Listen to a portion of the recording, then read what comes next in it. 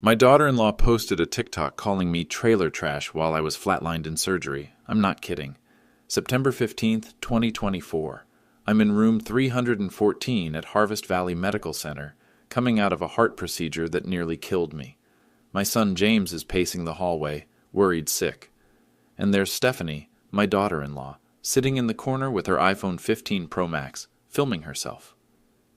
Day 3 of freedom from the farm, she whispers to her camera. Walter's finally unconscious, so we can talk about upgrading our lives. I kept my eyes closed, let her think I couldn't hear. She had no idea what she just triggered. What she didn't know about our worthless farm was about to change everything for her and her family. Before I tell you how this ends, you need to understand how it started. Stephanie Davis Anderson married my son 3 years ago. From day one, she treated our family farm like a social disease.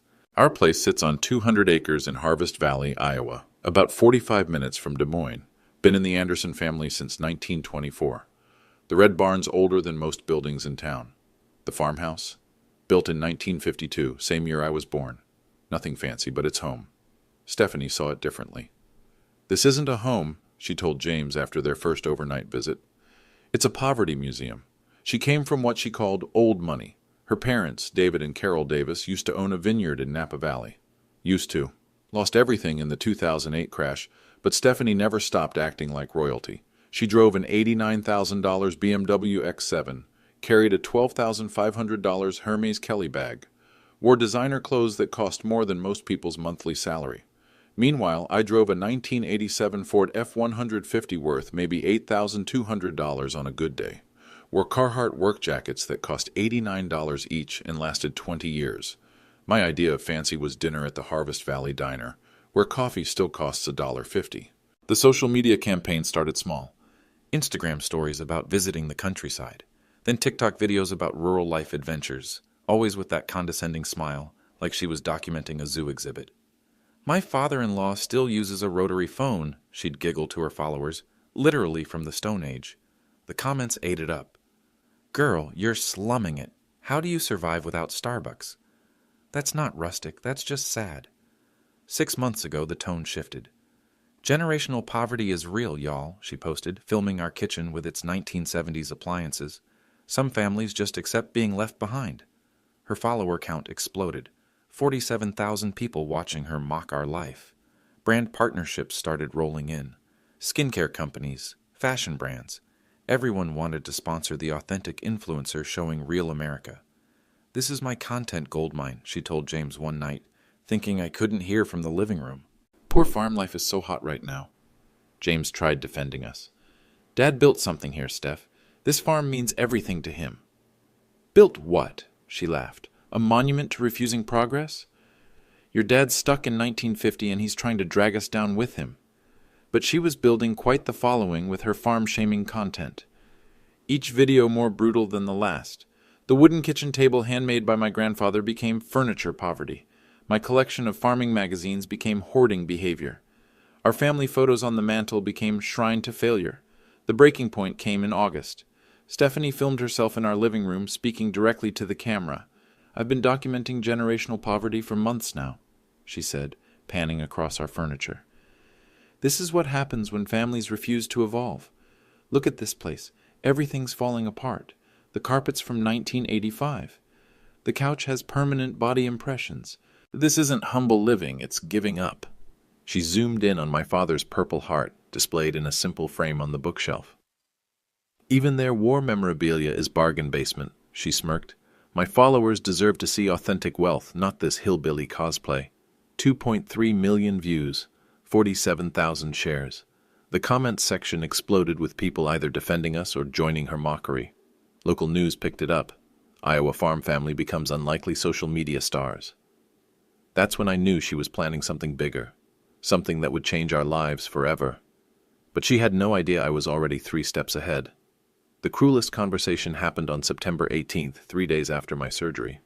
I was lying in that hospital bed, machines beeping around me, when my phone rang. Stephanie's voice, crystal clear. She thought I was unconscious, thought she could speak freely. Hi, this is Stephanie Anderson calling about the property listing we discussed. Property listing. My blood pressure monitor started climbing. Yes, the 200-acre farm on Meadowbrook Road. My father-in-law is incapacitated. Heart surgery complications. We need to move quickly while he can't interfere. I grabbed my phone from the bedside table, hit record, and kept my eyes closed. The asking price. Well, the property appraiser said $920,000 for the whole package. Land, house, outbuildings. I know it seems low, but honestly, this place represents everything backward about America. Old white farmers hoarding land while young families struggle. The realtor must have asked about me specifically. Walter Anderson?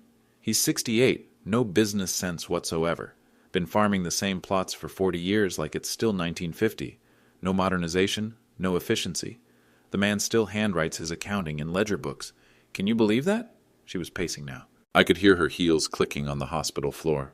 Listen, between you and me, I'm doing society a favor getting this developed. The town needs progress, not some stubborn old man's dirt farming museum. My husband's too sentimental to see it, but Walter's basically holding back the entire community. The realtor said something about market timing. Oh, the timing's perfect. Walter will be in recovery for weeks, maybe months, and honestly, at his age, with his health problems, he might not be making decisions much longer anyway. His son James has legal power of attorney. I just need to convince him that selling is the compassionate choice. My heart rate spiked. The nurses would be wondering why. James still has these romantic ideas about family legacy and honoring his father. But I've been working on him, showing him what we could do with $920,000. A nice house in Des Moines, maybe even Omaha, somewhere civilized.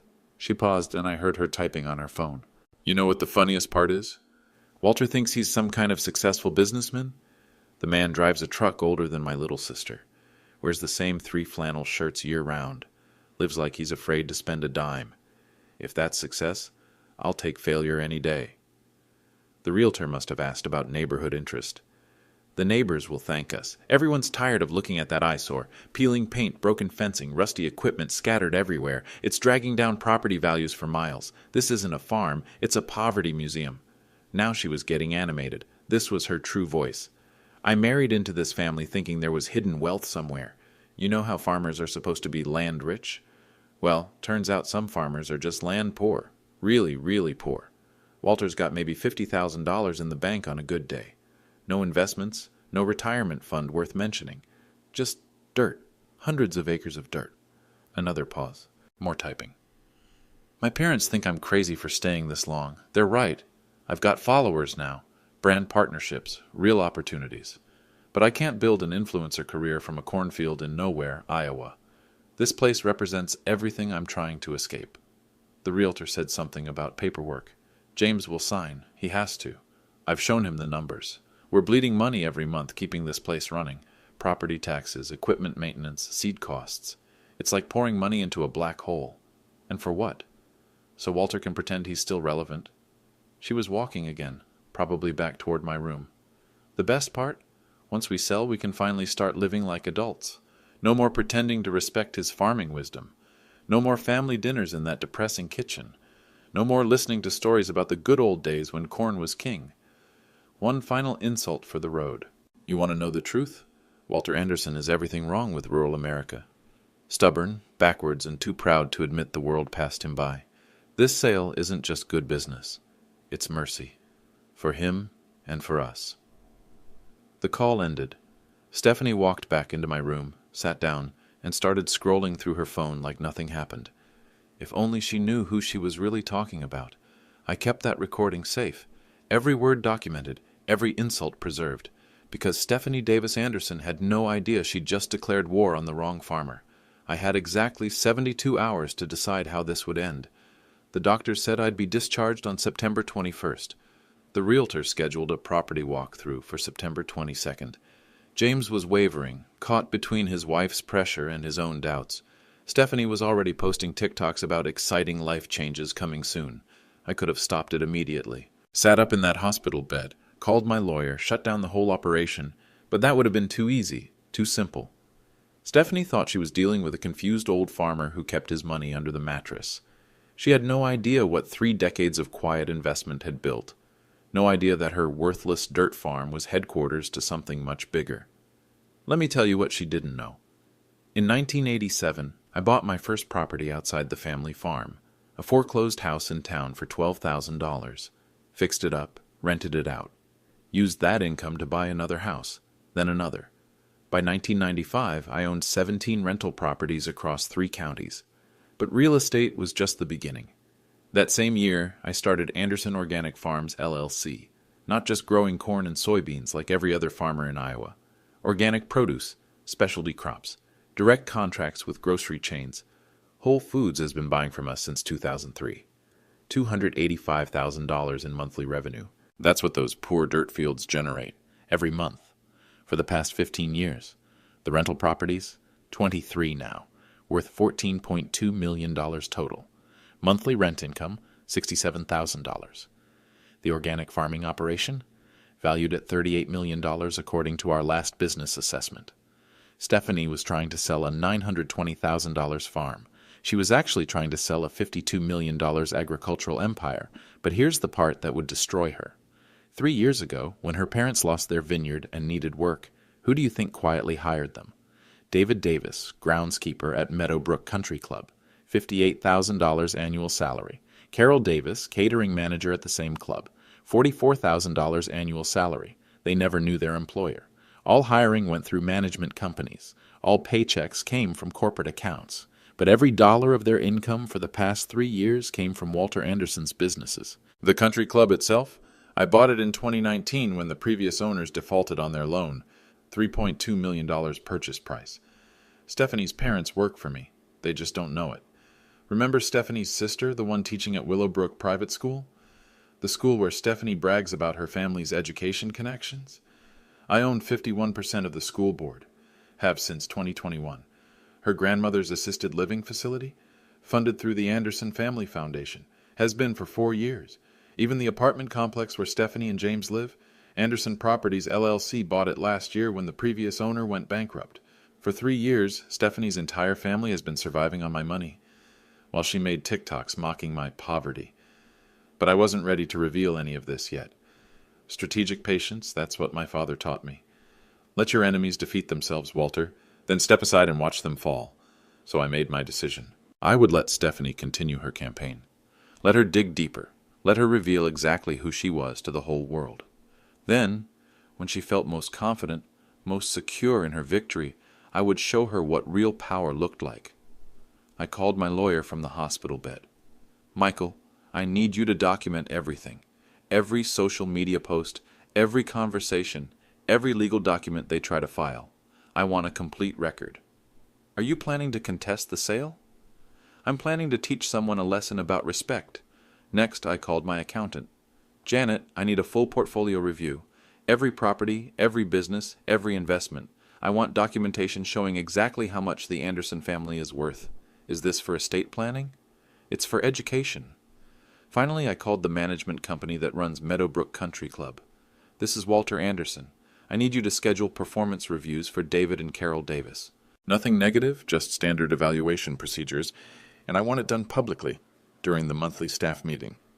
James walked into my room just as I hung up. Dad, how are you feeling? Better than I have in years, son. Much better. Stephanie's been talking about some big changes, maybe selling the farm, moving closer to the city. I looked at my boy. 25 years old, good heart, but he'd never learned to see past people's masks. James, do you trust your wife's judgment about our family's worth? He shifted uncomfortably. I trust her intentions, Dad. Intentions don't pay bills, son. Results do. I had exactly one more day to finish my preparations. One more day before Stephanie discovered what happens when you declare war on the wrong farmer. The clock was ticking, and I was ready. September 22nd, the day Stephanie planned to tour our worthless farm with potential buyers. I was discharged that morning, playing the part of a weak, confused old man who needed help walking to the car. James fussed over me like I might collapse any second. Stephanie barely looked up from her phone. "Take it easy today, Dad," James said, helping me into the passenger seat. "The realtor's coming by around 2 p.m., but you don't need to be involved. Just rest." "I'll be fine, son. Might make a few phone calls, check on some old friends." Stephanie finally glanced over. "Try not to embarrass us in front of the realtor, okay? This is important." I understand completely. What she didn't understand was that my phone calls were about to turn her world upside down.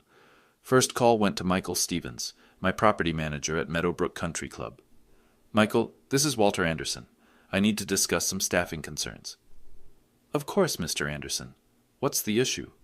I've been reviewing employee performance metrics, specifically David and Carol Davis. I understand they're coming up for their annual review?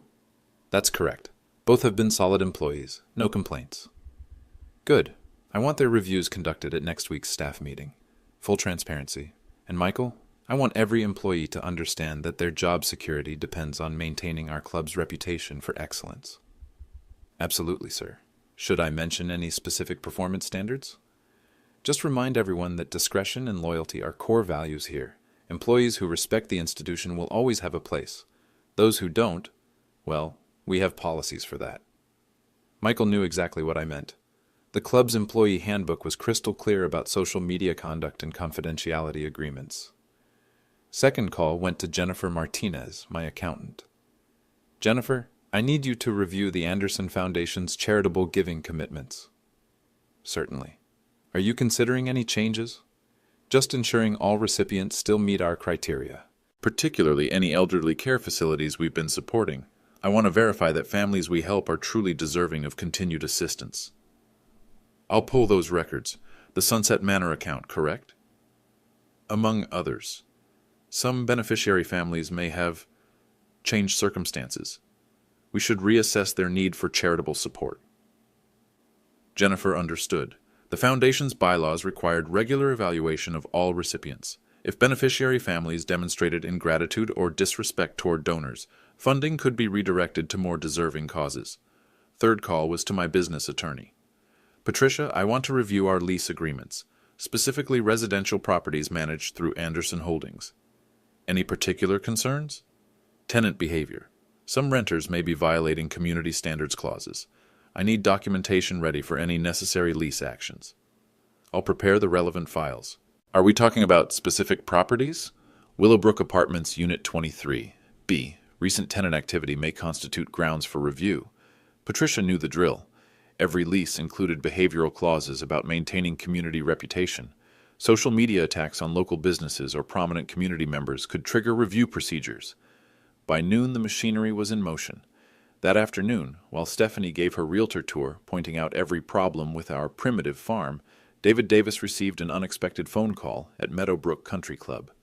Mr. Davis, this is Michael Stevens, club manager. We need to schedule your annual performance review for next Tuesday's staff meeting. Staff meeting? Usually those are private. New policy, transparency initiative, all reviews will be conducted publicly to ensure fairness and accountability. David felt the first flutter of anxiety. Public reviews weren't normal. Something was changing. 2 hours later, Carol Davis got a similar call about her catering manager position. Mrs. Davis, we're implementing new social media guidelines for all employees. Please review the updated employee handbook. Any violations of our reputation standards will be addressed at Tuesday's meeting. Carol hung up confused. She'd never had social media problems before. Why the sudden focus on online behavior? Meanwhile, at Sunset Manor Assisted Living, Administrator Susan Wright was reviewing a concerning letter from the Anderson Family Foundation. Annual Beneficiary Assessment, Mrs. Eleanor Davis. Dear Miss Wright, as part of our standard evaluation process, the Anderson Family Foundation will be reviewing all charitable commitments for the upcoming fiscal year. Please prepare documentation regarding Mrs. Eleanor Davis's continued need for assistance, including any family support network evaluation. Eleanor was Stephanie's grandmother. Her $3,200 monthly care costs had been covered by the foundation for 4 years. The letter suggested that support might be reconsidered. Susan immediately called the Davis family. Carol answered, sounding stressed. Mrs. Davis, we need to discuss your mother's care arrangements. The foundation that's been covering her expenses is conducting a review. Review? What kind of review? They're evaluating whether families have other means of support. If they determine your family no longer qualifies for assistance. Carol's stomach dropped. Without foundation support, Eleanor would have to transfer to a county facility. The family couldn't afford $3,200 monthly. Is there anything specific that triggered this review? I'm not certain. They mentioned family circumstances may have changed. Has anything happened recently that might affect your financial situation? Carol looked around her small apartment. Nothing had changed. If anything, money was tighter than ever. David's groundskeeper salary barely covered their basic expenses. That evening, David and Carol compared their strange phone calls over dinner. "Something's happening," David said. "Performance reviews aren't usually public. And why the sudden focus on social media?"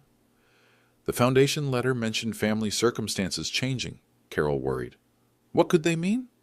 Neither connected these events to their daughter's social media campaign. Neither realized that Stephanie's harmless farm-mocking videos had attracted the wrong kind of attention. But her parents had no idea their lucky breaks were about to end. Because across town, Walter Anderson was reviewing documentation that would change their lives forever. Property deeds, employment contracts, foundation records, everything connected to one uncomfortable truth. For 3 years, the Davis family had been living entirely on money from the poor farmer their daughter was trying to destroy. And tomorrow they would start learning what that meant. James found me in the barn the next morning, September 23rd, reviewing property documents at my old wooden desk. "Dad, we need to talk." I looked up from a stack of papers, bank statements mostly, monthly deposits from Anderson Organic Farms, Anderson Properties, and about a dozen other revenue streams. "Course we do, son. Pull up that stool." James sat down, but he looked uncomfortable. "It's about Stephanie, about the farm sale." "What about it?" "She's been getting some strange reactions online. People are asking questions about our finances, about whether we're really as poor as she's been saying." I nodded thoughtfully. Smart people, those online folks. What kind of questions? Stupid stuff, like how can we afford Stephanie's car if we're so broke? Why does she have designer clothes if we're supposedly struggling? Someone even asked how we pay for health insurance without farm subsidies. Good questions. "How did she answer?" James shifted on the stool. "She said you're too proud to admit we need help, that you've been hiding our financial problems to protect your ego." I set down my pen and looked at my son. "James, do you trust your wife's judgment about our family's worth?" "I trust her. But Dad, some things aren't adding up." "Such as?" "Well, if we're so poor, how come you never ask me for money? I've got a good job in town, $75,000 a year. I've offered to help with farm expenses. You always say no." "Maybe I don't need help." James gestured around the barn. "Look at this place, Dad. You've got equipment that should have been replaced 20 years ago. The farmhouse needs a new roof. The fencing's falling down. If you had money, wouldn't you fix these things?" I opened the top drawer of my desk and pulled out a folder. "James, what would you say if I told you that those broken fences and old equipment are choices, not necessities?" "I'd say that doesn't make sense." I handed him a bank statement. Chase business account, Anderson Organic Farms, LLC. Balance, $847,382. James stared at the numbers. "Dad, what is this?" "Monthly operating account. That's after paying all expenses, salaries, and equipment costs." I handed him another statement. Anderson Properties, LLC. Balance, $523,195. Rental income account, 23 properties across 3 counties. James's hands were shaking. "I don't understand. If you have this money, why do we live like we're poor?" "Because living simply isn't the same as being poor, son. Your grandmother grew up during the Depression. She taught me that flashy wealth makes you a target. Quiet wealth keeps you safe." I handed him one more document. Property deed for Meadowbrook Country Club. "James, where do Stephanie's parents work?" "The country club. Why?" "Read the owner's name on that deed." James read it twice. "Walter Anderson. Dad, you own the country club?" "Bought it in 2019. Previous owners defaulted on their loan. I picked it up for $3.2 million. So David and Carol, they work for you." "Have for 3 years. They just don't know it. All hiring goes through management companies." James stood up, pacing around the small office. "This is insane. Stephanie's been making videos about how poor we are. Her parents have been feeling sorry for us. And the whole time her family has been living on my money. Does she know?" "Not yet, but she's about to learn." James stopped pacing. "Dad, she's my wife. I love her. But what she's been doing, the things she's said about you, about our family." James had to choose what kind of man he wanted to be. "I know what kind of man I want to be. The kind who stands up for his family." I smiled for the first time in days. "Good answer, son. What do we do now?" "Now? We let Stephanie continue digging her hole, and when she's in deep enough, we show her how far she has to climb back out." The country club has their annual charity gala next week. October 12th. I know. I donate $100,000 every year. Largest donation of the evening. James's eyes widened. You're planning something. I'm planning to teach your wife a lesson about respect. The question is, are you with me? I'm with you, Dad. All the way. October 5th. Stephanie's biggest mistake yet. I was in the kitchen making coffee when James burst through the front door, phone in hand. Dad, you need to see this. Now. He held up his screen. TikTok video. 3.8 million views and climbing. The title read, Escaping Generational Poverty, How I'm Breaking the Cycle. I sat down at our old wooden table and watched my daughter-in-law destroy herself. The video opened with Stephanie standing in our living room wearing a $2,400 Saint Laurent sweater while pointing at our poor furniture. Y'all, I've been documenting rural poverty for months now, she said to the camera, but today I want to talk about something deeper. Generational poverty. The mindset that keeps families trapped. She walked to our mantel, pointing at family photos. This is my father-in-law's family shrine. 4 generations of Anderson men who never left this farm, never aspired to anything bigger, never questioned whether there might be a better way. The camera panned across our living room. Look at this place. Furniture from the 1980s, carpet with permanent stains, walls that haven't been painted since I was born. This isn't humble living. This is giving up. She moved to the kitchen, opening our refrigerator. Generic brands, store brand everything. Not because they can't afford name brands, but because they've convinced themselves that spending money is wasteful, that wanting nice things is selfish. My coffee mug trembled in my hands. My husband grew up thinking this was normal, thinking this was noble. His father convinced him that real men work with their hands, live simply, and never ask for help, even when they're drowning financially. She held up one of my farming magazines. Walter reads these agriculture journals like they're scripture, studying soil composition and crop rotation like it's 1950. Meanwhile, the world has moved on. Tech companies are making billions. Young entrepreneurs are creating generational wealth, and he's out there planting corn. The camera followed her to my desk in the corner. Look at this. Handwritten ledgers. He still does his accounting with a pencil and paper. Won't even use Excel. Claims computers are unreliable. This is what learned helplessness looks like. She opened one of my ledger books, showing rows of neat handwriting. Crop yields, equipment maintenance, weather patterns. 40 years of the same data over and over. Never questioning whether there might be better opportunities. Never wondering if his son deserves more. The video cut to her sitting on our front porch. I married into this family because I saw potential. I thought James could break the cycle. Build something bigger than cornfields and cattle. But his father's poverty mindset is toxic. It's contagious. She gestured toward the barn. Walter would rather repair a 1987 tractor for the 100th time than admit he should upgrade. Rather patch holes in a barn roof than build something modern. It's not about money. It's about identity. He's afraid that changing anything means admitting his whole life was a mistake. The camera zoomed in on her face. But here's the thing. Generational poverty isn't just about money. It's about vision. It's about believing you deserve better. And I'm not going to let my future children inherit this limitation. She stood up, looking directly into the camera. So yes, we're selling the farm. Yes, we're moving somewhere with actual opportunities. And yes, I'm going to keep documenting this journey. Because someone needs to show young women that you don't have to accept the life you're born into. The video ended with her walking toward her BMW, designer bag swinging. Follow me for more real talk about escaping small-town limitations. #generational wealth, #breaking cycles, #farm life, #small-town struggles, #authentic influencer. I set my phone down. James was watching my face carefully. Dad, you okay? Better than okay, son. She just gave me exactly what I needed. What do you mean? I pulled out my own phone and scrolled to the comments section. The tide was already turning. Check this out. Girl, you're wearing a $2,000 sweater while calling your family poor. Another one. If they're so broke, how do you afford that car? Here's a good one. Something doesn't add up about this story. James read over my shoulder. The comment section was filling with skeptical voices. At Stephanie_Anderson_official, your math ain't mathing. Designer clothes plus luxury car plus poverty equals sign. Girls wearing my annual salary while complaining about her poor in-laws. Anyone else notice she never shows receipts? Where's the proof of this poverty? I smiled. The internet was about to teach her about authentic struggle. What happens now? Now we wait. Her credibility is cracking.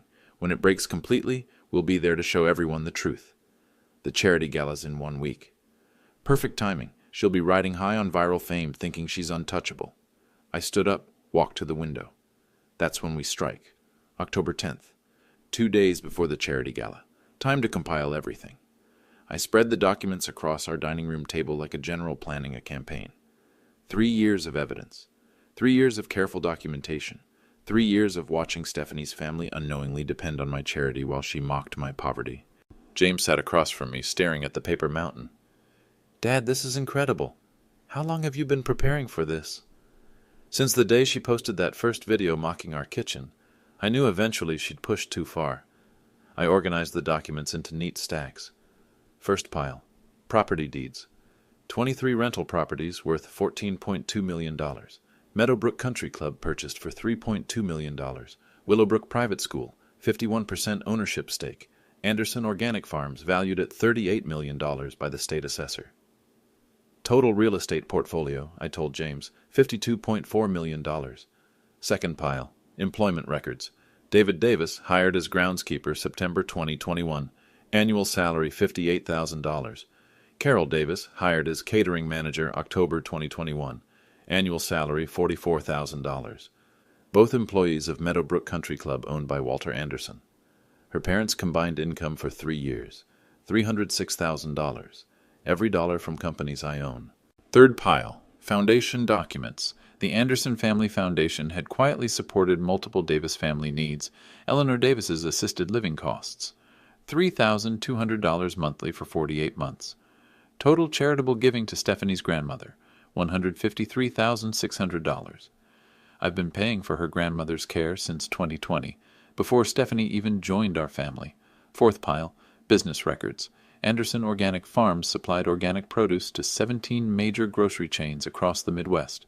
Monthly revenue averaged $285,000. Annual profit last year, $2.1 million. That worthless dirt farming generated more profit than most Fortune 500 companies. Fifth pile, the social media evidence. Screenshots of every insulting post, every mocking video, every comment where Stephanie called us poor, backward, or hillbilly. Her follower count had exploded to 127,000 people watching her farm-shaming content. Legal documentation of systematic defamation, I explained. Every insult preserved with timestamps. James picked up a bank statement. Dad, this shows you donated $100,000 to the charity gala last year. And the year before. And the year before that. Largest individual donation every year. Has been since 2018. So when Stephanie shows up to the gala tomorrow night, she'll be attending an event funded largely by the man she's been calling trailer trash. I opened my laptop and showed James the gala's website. The sponsor page listed major donors. Platinum level sponsor, $100 000 plus. Anderson Family Foundation. James laughed despite himself. She has no idea, does she? None whatsoever. Look at this. I pulled up Stephanie's latest Instagram story, posted 2 hours ago. A photo of her new $3,400 Valentino dress with the caption, "Finally attending a classy event where I belong. #charity gala #high society #elevating my circle." She thinks she's escaping our poverty by attending an event I've been funding for 6 years. My phone buzzed with a text from Patricia, my business attorney. All documents ready for presentation, projector reserved for main ballroom, board members standing by for witness statements. Another text from Michael Stevens, the club manager. Mr. Anderson, David and Carol Davis both confirmed attendance at tomorrow's event. They're excited about the employee recognition portion of the evening. I hadn't told Michael that the employee recognition would include termination announcements. James looked nervous. Dad, this is going to destroy her, publicly, in front of 350 people. Son, she destroyed herself. I'm just providing the documentation. But the aftermath, her parents losing their jobs, her grandmother losing her care funding. I set down the papers and looked at James seriously. 3 years ago, when David and Carol needed work, I hired them quietly, gave them good jobs, steady income, health insurance. I've been subsidizing Eleanor's care since before I knew their daughter existed. I know, Dad. I never asked for gratitude, never demanded recognition, just helped a family in need because that's what neighbors do. I picked up a printed screenshot of Stephanie's worst video. But when that family's daughter decides to mock my life, insult my character, and steal my property while calling me trailer trash, the charity ends. James nodded slowly. What happens after tomorrow night? After tomorrow night, Stephanie learns the difference between earned wealth and performed wealth, between authentic success and social media followers. I gathered all the documents into a briefcase, and her family learns what it means to bite the hand that feeds you. Everything was documented. Everything was ready. Time for the final act. The charity gala would begin in 36 hours, and Stephanie Davis Anderson was about to discover what real power looked like. October 12th. Meadowbrook Country Club's annual charity gala. 350 of the county's most prominent citizens gathering for an evening of fundraising and social networking. Black tie event, $850 per plate, with a silent auction featuring luxury items and vacation packages. Stephanie had been preparing for weeks. Hair appointment at noon, $400. Professional makeup, $300. The Valentino dress, $3,400. Designer shoes, $890. She documented every detail on Instagram stories, building anticipation for her high society debut. Tonight, I finally get to be around my people, she posted at 6 p.m., showing off her outfit. No more pretending to fit in with small-town values. This is where I belong. #charity gala, #high society, #elevating my circle. I watched her stories from my own hotel room 3 miles away. I'd been getting ready too, but differently. Simple black tuxedo, rented for $89. Shoes I'd owned for 15 years. No flash, no fanfare. James knocked on my door at 6:30. Dad, you sure about this? Never been more sure of anything. We drove to the club in my old pickup truck. I wanted to make an entrance that Stephanie would never forget. The Meadowbrook Country Club ballroom was elegant. Crystal chandeliers, white tablecloths, centerpieces of autumn flowers, a string quartet played in the corner, waitstaff circulated with champagne and hors d'oeuvres. Stephanie and James arrived at 7:15 in her BMW. I watched from the bar as she made her grand entrance, designer dress glittering under the lights. She immediately started working the room, introducing herself to board members and prominent families.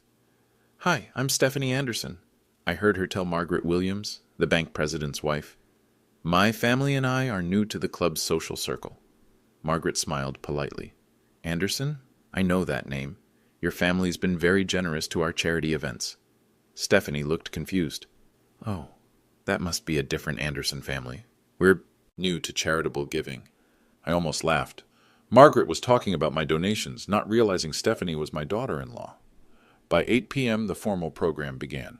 Club President Richard Taylor took the podium. "Ladies and gentlemen, welcome to our annual charity gala. Tonight we've raised over $480,000 for local food banks and educational programs." Applause filled the room.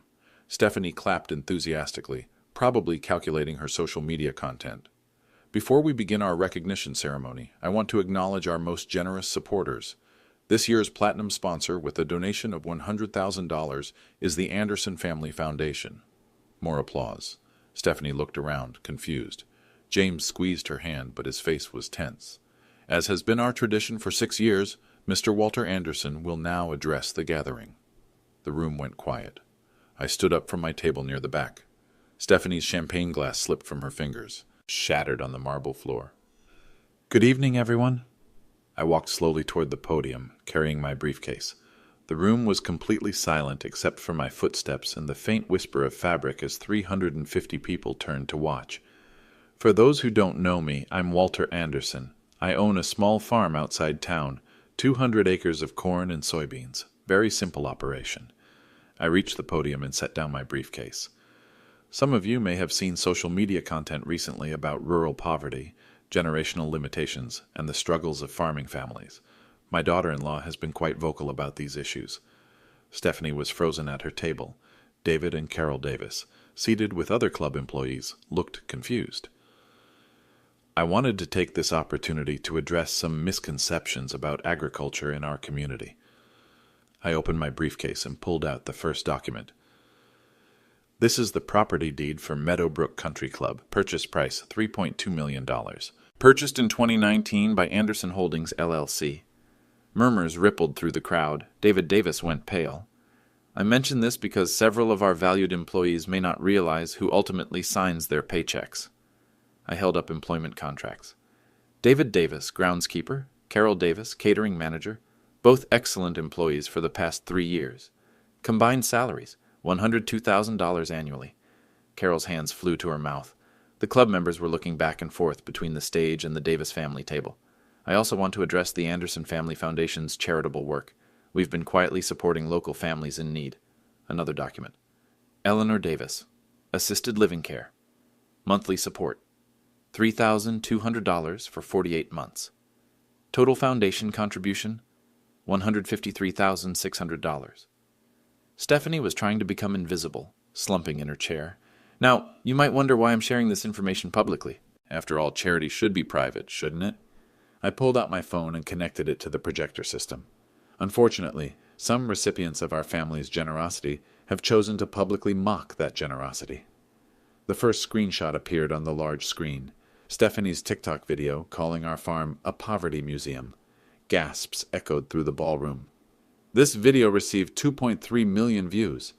The creator called my family trailer trash and our farm everything backward about America.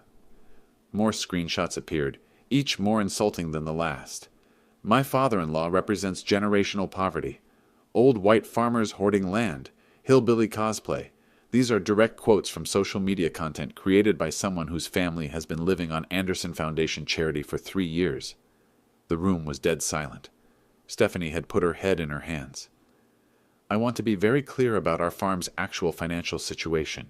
Property deeds appeared on screen. Anderson Organic Farms, Anderson Properties, Anderson Holdings, 23 rental properties. Combined value, $14.2 million. Agricultural operations, $38 million. Monthly revenue, $285,000. The numbers hung in the air like an accusation. The poor farmer trying to sell his worthless property for $920,000 actually owns a $52 million agricultural empire. Richard Taylor, the club president, was staring at the screen in amazement. "Walter, I had no idea you were—" "That's the point, Richard. Real wealth doesn't need announcements. It doesn't need social media validation.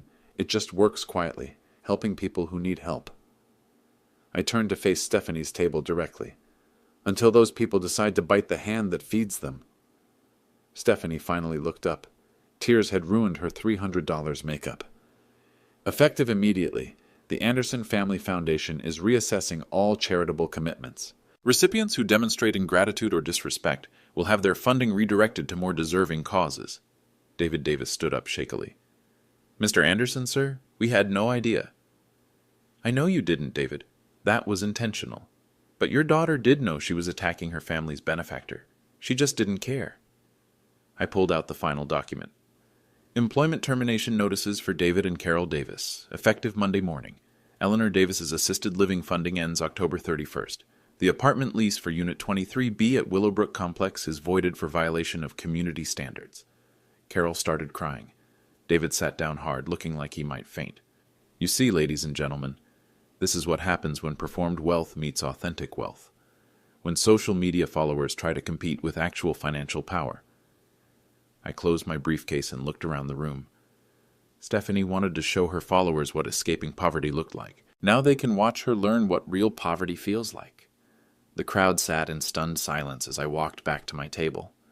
Stephanie stumbled to her feet, designer dress wrinkled, makeup destroyed. "Walter, please, I didn't know."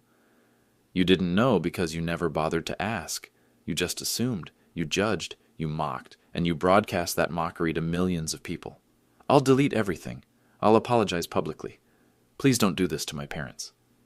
I sat down at my table and picked up my wine glass.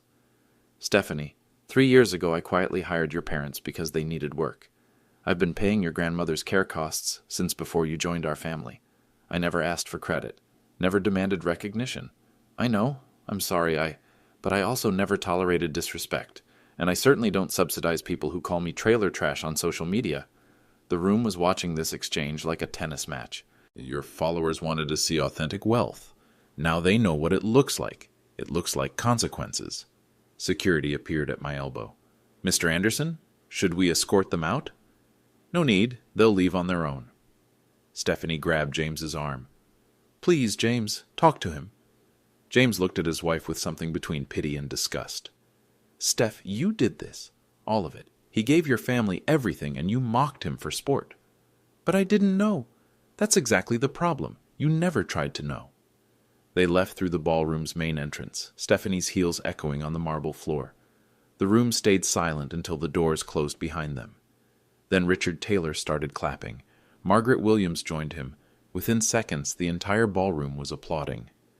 "Ladies and gentlemen," Richard announced, "let's hear it for authentic generosity and appropriate boundaries." The ovation lasted 3 full minutes. October 15th. 3 days after the gala. The consequences rolled out exactly as promised. David and Carol Davis received their final paychecks Monday morning. 36 years of steady employment ended because their daughter couldn't control her social media mouth. They tried calling me, left voicemails begging for reconsideration. I didn't return the calls. Eleanor Davis got moved to county assisted living Tuesday afternoon. The facility was clean and adequately staffed, but the private room with garden views was gone. Now she shared space with 3 other residents in a ward that smelled like disinfectant and despair. Stephanie and James's apartment lease was voided Wednesday. They had 72 hours to relocate. With their combined income down to just James's $75,000 salary, luxury housing wasn't an option anymore. The social media fallout was swift and brutal. Stephanie's Escaping Generational Poverty video got flooded with comments after news of the charity gala spread. "This aged like milk. Imagine calling your billionaire father-in-law trailer trash. Poor farmer owns a $52 million empire. Poor influencer about to learn what actual poverty looks like." She deleted TikTok first, then Instagram, then Facebook. Her follower count hemorrhaged faster than her family's bank account. Local news picked up the story. Social media influencers' farm-shaming campaign backfires spectacularly. The Des Moines Register ran a feature about hidden wealth in rural Iowa. 3 different media outlets reached out for interviews. I declined them all. James came to see me Friday evening, found me in the barn, same wooden desk, same old ledger books. "Dad, I owe you an apology." "For what?" "For not standing up sooner, for letting her disrespect you and our family for so long." I set down my pen. "James, marriage is complicated. Loyalty gets tested. You chose correctly when it mattered." "What happens now?" "Now? You decide whether you're married to someone who loves you or someone who loves your potential status." She wants to try counseling. Says she can change. People can change, son. But they have to want to change for the right reasons, not just because they got caught. James nodded. "What about her family? Her parents are good people. They didn't deserve this." "You're right. They didn't deserve what their daughter did to them, or what she did to us." I opened my desk drawer and handed him a business card. "Tell David to call me next week. I might know someone who needs a good groundskeeper, someone who appreciates loyalty and discretion." "Really?" "Really. Punish the behavior, not the family. That's the difference between justice and revenge." James smiled for the first time in weeks. "Thanks, Dad. Just remember this lesson, son. Authentic wealth serves others. Fake wealth serves only ego. Choose wisely." After he left, I sat in the quiet barn, surrounded by 40 years of memories. The wooden desk my father built. The ledger books that tracked our family's real success. The simple tools that created a $52 million empire. Stephanie was right about one thing. Generational wealth is real. But it's not about money. It's about character. And character, unlike social media followers, can't be bought.